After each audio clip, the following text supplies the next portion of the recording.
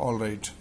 तो ये एक यहाँ पे सुप्रीम कोर्ट की जजमेंट यानी कि रूलिंग आई है कि हम अक्सर आजकल मीडिया को लेके देखते हैं कि बहुत ज़्यादा डिस्कशन होता है कि मीडिया इज़ बायस्ड, और कोई मीडिया अगर किसी पर्टिकुलर पार्टी को या प्रेजेंट डे गवर्नमेंट को क्रिटिसाइज़ करती है तो उसको लेके फिर एक धारणा बनती है कि भाई दे आर एंटी नेशनल और ब्ला ब्ला ब्ला ब्ला, है ना।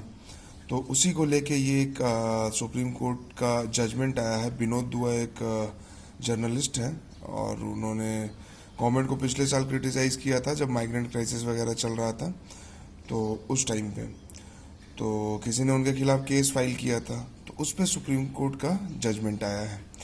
सुप्रीम कोर्ट का कहना है कि जो सिडिशन का चार्ज है, जो कि one of the most draconian law existing in our law books, ठीक है, ये कॉलोनियल लॉ भी है, और उस समय नेशनलिस्ट मूवमेंट को, नेशनलिस्ट लीडर्स के स्पीचेस को, उनके एक्टिविटीज़ को कर्टेल करने के लिए, कर्व करने के लिए इसका यूज़ किया जाता था। सेक्शन 124A यानी सिडिशन यानी देशद्रोह का, ठीक है।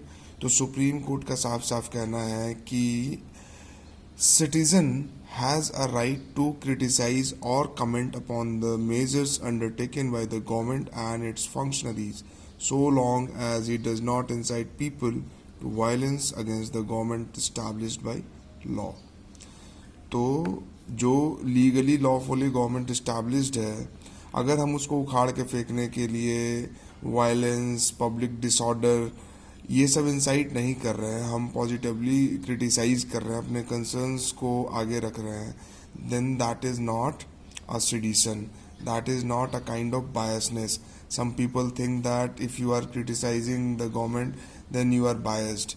So basically those peoples are foolish because they do not know the meaning of biasness, ठीक है. But as an UPSC aspirant and a aware citizen, you know the exact meaning of biasness, कि biasness क्या होता है. Positively criticise करना biasness नहीं है, बल्कि ये पॉजिटिविटी है कि आप किसी को भी ये बता रहे हो कि आपके अंदर क्या कमी है, आपको क्या रिस्पॉन्सिबिलिटी दी गई थी, आपको उसको कैसे पूरा करना चाहिए, है ना.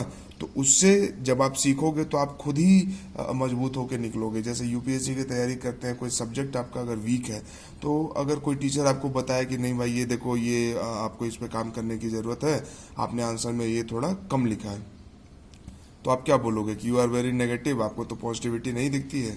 नहीं, you have to take that criticism very healthy, in very healthy manner and very positively, and then you have to work upon those criticism एंड अपने स्ट्रेंथ को और मजबूत करना होगा आपको, है ना. तो आप और मजबूत होकर निकलेंगे, वो आपको फ़ायदा करेगा.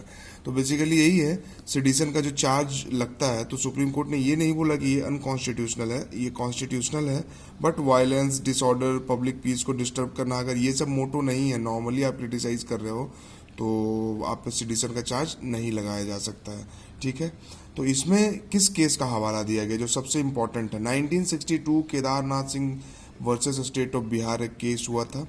बिहार में बरौनी एक जगह है जहाँ पे कि रिफाइनरी भी है. तो वहीं पे ये कम्युनिस्ट पार्टी के लीडर थे, तो इन्होंने बिहार पुलिस और बिहार गवर्नमेंट के खिलाफ कुछ बोला था. तो उसमें सुप्रीम कोर्ट की गाइडलाइंस आई थी कि किस बेसिस पे सिडिशन का चार्ज लग सकता है. तो यही सब था. वायलेंस है, आप वायलेंस नहीं इंसाइट कर रहे हो, आप ये नहीं कर रहे हो कि हाँ यार सरकार को वायलेंटली उखाड़ के फेंक देना है, जो होगा हथियार उठा लेंगे वगैरह वगैरह, है ना. अपना एक पर्सनल मिलिशिया, पर्सनल आर्मी बना लेंगे. डिसऑर्डर नहीं क्रिएट करना है, पब्लिक पीस को नहीं भंग करना है, ठीक है.